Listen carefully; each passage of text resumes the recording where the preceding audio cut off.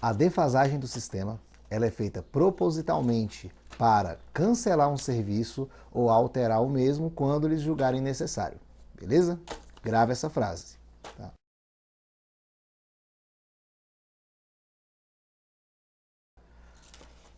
Bom, galera, eu estou começando aqui um novo vídeo no canal para falar justamente da nova resolução que entrou em vigor, a resolução 778 de 2019. Tá? É uma resolução que foi aprovada no dia 13 de junho de 2019, mas entrando em vigor 90 dias depois, agora no dia 15 de setembro, que era um domingo, e praticamente entrou em vigor no dia 16 de setembro. Tá? Hoje é dia 18 de setembro, 18 de 9 de 2019, onde eu estou fazendo esse vídeo. Posso estar postando ele nos próximos dias, talvez eu não poste no mesmo dia, porque eu trabalho sozinho. Muita gente não sabe, mas eu faço a edição do vídeo, eu faço toda a produção que eu quiser aqui sobre o vídeo. Então por isso que às vezes o vídeo fica um pouco mal editado, né? Porque eu tenho que fazer todo o trabalho sozinho, tá?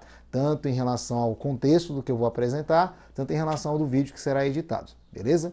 Então tentem compreender aí a qualidade do vídeo, mas se você quiser deixar sua opinião no final do vídeo, comente aí nos comentários. Se você quiser deixar seu like, fique à vontade, se inscrever no canal também, fique à vontade. Eu não costumo muito pedir isso. Se você acha que é necessário, que você gostar do material que vai ser passado aqui, que eu vou passar um material de extrema importância. Justamente por quê? Porque hoje o que eu observo é que muitas das vezes um serviço, quando eles pretendem fazer alguma alteração nele ou pretendem simplesmente cancelar o serviço, há uma defasagem dele naturalmente, tanto por conta daqueles que trabalham no setor, quanto daqueles outros que não trabalham e que às vezes só criticam determinados setores, sem saber que existem pessoas ali no meio que trabalham de maneira séria. Igual, agora a nova resolução, a resolução 778, que eu estou aqui com alguns parâmetros que foi passado pelo Conselho Nacional de Trânsito e que o DETRAN-DF, né, já passou as orientações para as autoescolas, que torna facultativo o uso do simulador de direção. O que vai acontecer? A mídia, muitas das vezes, ela acaba divulgando que os empresários compraram os aparelhos, custou caro. Muitos empresários nem compraram o aparelho, muitos deles só alugaram o aparelho. Tiveram aqueles que compraram sim, mas tem muitos que somente alugaram esse aparelho. O problema maior são justamente as pessoas que trabalham nesse aparelho, que naturalmente vão perder seus empregos. Por quê? Porque muitas autoescolas já afirmaram que não vão manter o aparelho. Agora, o Brasil, ele é um país da bagunça, infelizmente, ele é um país muito desorganizado, ele é um país que as pessoas valorizam o lado da malandragem, quem trabalha errado, quem trabalha enganando os outros, esses são valorizados. Quem trabalha de maneira certa só acaba sendo prejudicado no Brasil. Infelizmente, isso acontece naturalmente. Por que eu estou falando isso? Porque existem muitas autoescolas que estão usando desse argumento de que o simulador vai trouxe prejuízo, tem autoescola que defende o uso do simulador, só que o governo ele não está interessado nisso. Para o governo federal, tanto para os governos locais, cada um tem seus interesses. O Rio Grande do Sul, por exemplo, o sindicato do Rio Grande do Sul entrou com uma liminar para tentar que essa resolução não entre em vigor no Rio Grande do Sul. Então a resolução que eu estou explicando aqui, sobre o simulador se tornar facultativo, no Rio Grande do Sul já não vai valer. Por isso que eu estou comentando que o Brasil é um país da bagunça. Tem estado que vai aprovar, tem estado que não. Agora, tem estado que a situação vai ser bem diferente. Por exemplo, aqui no Distrito Federal, essa resolução, preste atenção, aqui no Distrito Federal, essa resolução ela vai valer para todos os processos em abertos, tanto em datas anteriores a ela publicada, quanto em datas posteriores à publicação dela. Então vai atingir todos. Quem quiser fazer simulador ou não, no Distrito Federal, já está facultativo. No estado de São Paulo, só vai valer para processos abertos a partir do dia 15 de setembro. Ou seja, quem abriu o processo essa semana é que o simulador se torna facultativo. Quem abriu o processo nos meses anteriores já não é facultativo, ele vai ter que ser obrigado a fazer as aulas do simulador. Ou seja, cada região do país vai aplicar a regra da maneira que eles acharem melhor. Por isso que eu estou comentando justamente que a defasagem do sistema ela é feita propositalmente para quando eles querem cancelar um serviço ou alterá-lo. quando eles julgarem necessário. Agora eles julgam necessário que tenha que haver alteração no processo de habilitação. Olha só, existe um projeto de lei na Câmara que ele fala o seguinte: torna facultativo todas as aulas teóricas e todas as aulas práticas. O aluno só sendo obrigado no processo de habilitação a fazer a prova teórica ou a prova prática. O povo brasileiro, né, o Brasil em si, muitos vão amar esse projeto, porque já imagina o seguinte: é só fazer a prova. Para que aquelas aulas, né? Essa semana, uma aluna comentou em sala de aula que um motorista de Uber fez o seguinte comentário com ela: essas aulas teóricas é só balela. Infelizmente, tem trabalhador dentro do setor que faz isso acontecer, de pessoas acharem que é só balela. O motivo: as pessoas trabalham mal, mas existem trabalhadores maus e trabalhadores bons em todos os setores. Não é só na área de habilitação. E aí é que está o grande problema, e da frase que eu comentei com vocês, existem diversos setores que são prejudicados por causa disso. Olha o que algumas autoescolas aqui no DF fazem. Elas fazem o aluno fechar um contrato ou com um instrutor franqueado ou com uma autoescola específica. O problema desse fechamento de contratos é que eles pegam o dinheiro do aluno e não pagam os serviços nos setores certos. Acontece que o aluno reclama falando bem assim: a autoescola tal é muito enrolada, a autoescola tal me prejudica, a autoescola tal não sei o quê. Então, o problema deles fazerem dessa maneira é justamente isso. É que as pessoas vão começar a reclamar do serviço e, naturalmente, isso vai ser usado como brecha para alterar o serviço ou simplesmente cancelá-lo. Se hoje tem um projeto de lei falando que as aulas teóricas e práticas podem ser facultativos, muitos sindicatos hoje já não querem mais que isso seja aprovado.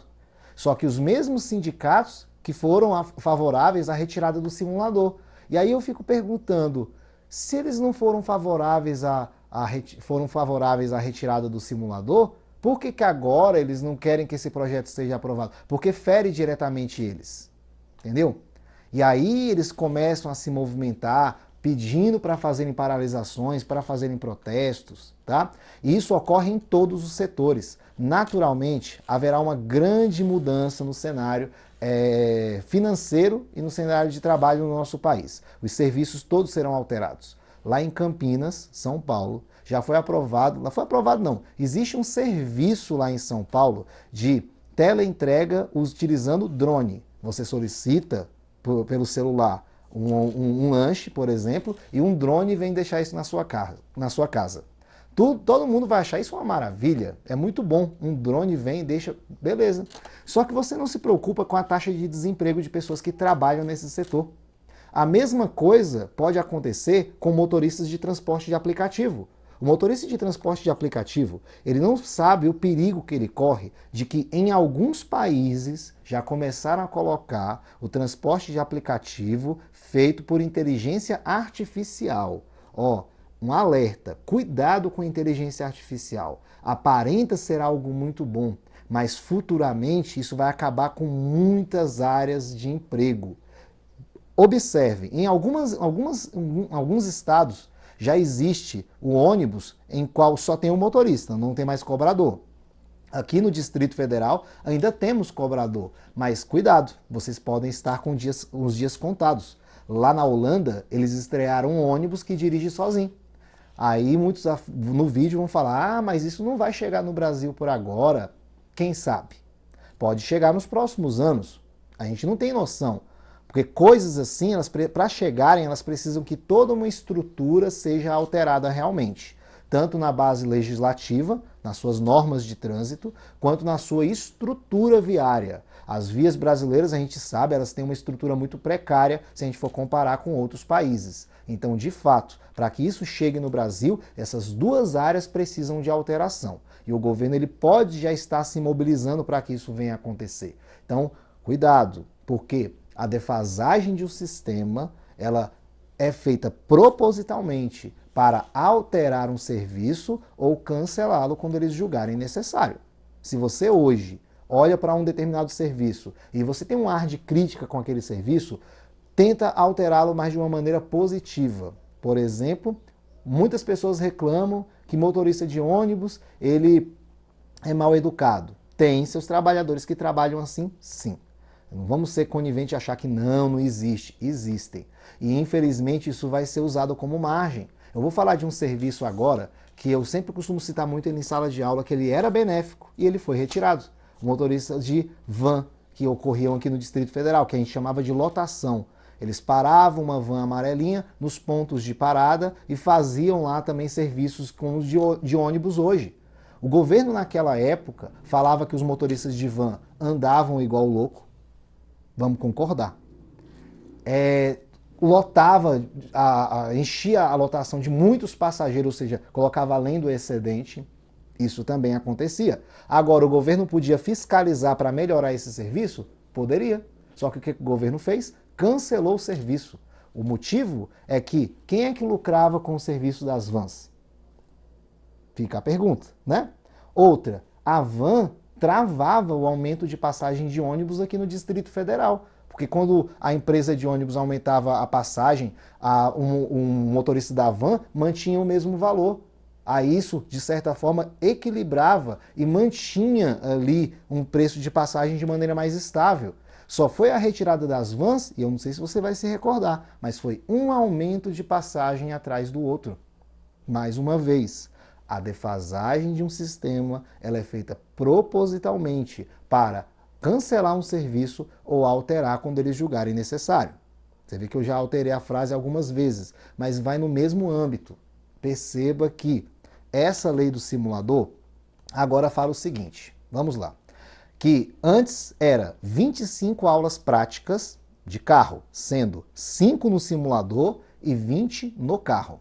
Agora, com a nova resolução, passam a ser 20 aulas práticas no carro, sendo que se o aluno fizer 5 no simulador, ele poderá fazer mais 15 no carro, ou, se ele optar, fazer somente as 15 aulas práticas, as 20 aulas práticas, desculpa, no carro. Ele só vai precisar fazer 20 aulas práticas no carro. Se ele quiser fazer 5 no simulador, pode fazer.